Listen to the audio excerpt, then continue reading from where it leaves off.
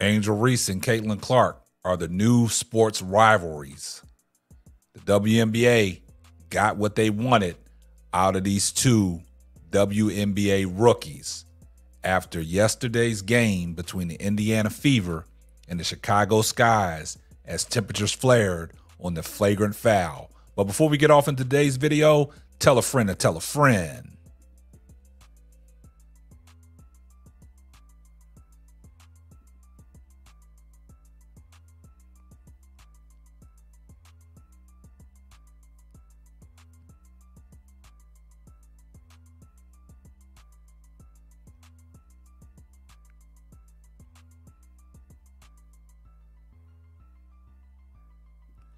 Now, the WNBA has got what they wanted out of Angel Reese and Caitlin Clark. Now, after yesterday's game between the Indiana Fever and the Chicago Sky, temperatures boiled over as Angel Reese was assessed a flagrant 1 penalty foul on Caitlin Clark as she attempted a layup. Now, you guys all know in sports, in basketball, when you're trying to make a play on the ball from behind and you're swiping at the ball, and if you miss the ball, you're going to make some contact with the person's body.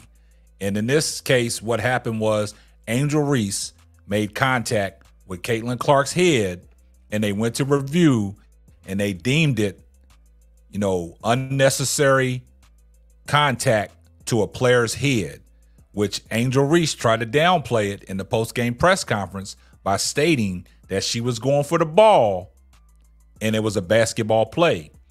Even when they asked Caitlin Clark in the post-game press conference, she said, she was making a play on the ball. It is what it is. What was going through her mind was going up there sinking these free throws, and that's what Caitlin Clark did. Now, the Indiana Fever beat the Chicago Skies 91-83. Now, they played twice in this young WNBA career as two rookies.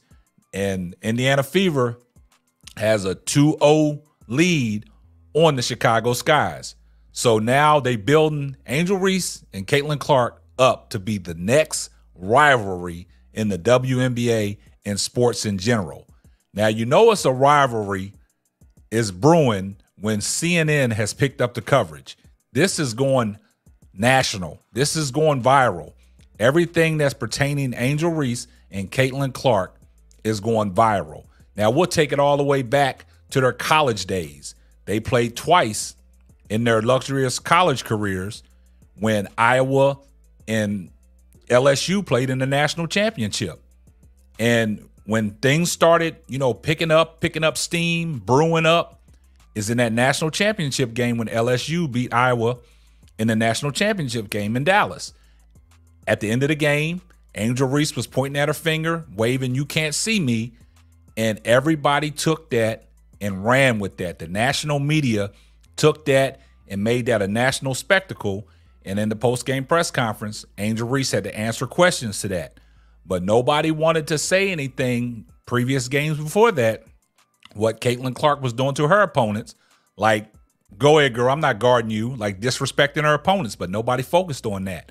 But this is something that I seen brewing, and they's going to make it a rivalry. And the reason why I said they're going to make it a rivalry is because in their college days, they played twice. Caitlin Clark got a rematch last year and knocked LSU out and Angel Reese in the semifinals. Then Iowa went on to play in the national championship game against South Carolina, and they took another loss. But these two, the rivalry has started. It started in the college days. It was everything that Angel Reese, the persona, the Bayou Barbie, everything that Caitlin Clark was doing, breaking all these records, these historian records, three-point shots, scoring, and everything. Everybody had their eyes glued to the, TV for women's basketball. That's what Caitlin Clark and Angel Reese brought to the table, so everybody was tuned in. So, leading up to the WNBA, everybody knew that Angel Reese and Caitlin Clark was going to declare for the WNBA draft last year, and that's what they did. And Caitlin Clark was the #1 pick to the Indiana Fever, and Angel Reese was the #7 pick to the Chicago Skies. Now, what I'm saying this to say this is we all saw it coming. So when Caitlin Clark was the #1 pick, everybody said that she was going to be the new face of the WNBA. She's going to bring in revenue. People are really going to watch the WNBA. And things got started early. They was talking about, they thought that, Angel Reese was a little jealous of Caitlin Clark and things like that, saying that it wasn't just one person that people are watching. She has a say in this, and she was, backing up some of the veterans that have been in the league for a long time. But the rivalry has started, and we can't sidestep it now, because after yesterday's game and the flagrant foul was assessed, and then they had to answer questions after the game, and all the media outlets covered it. It's a rivalry brewing. And, in all sports, in all great sports, it always got to be some kind of rivalry there. And this rivalry has started off young. And if you look at it, because of the fact, the way people say that Angel Reese downplayed the flagrant foul, talking about I was making a basketball play, which I thought she was making a basketball play myself. And then they go back to the first game when they played, when Kennedy Carter knocked Caitlin Clark down, and they saw Angel Reese on the bench cheering on that particular foul. Everybody said there was some resentment there. But these two are competitors, and like they both stated, they're out there competing. The media wants to put them two against each other, and I'm here for it.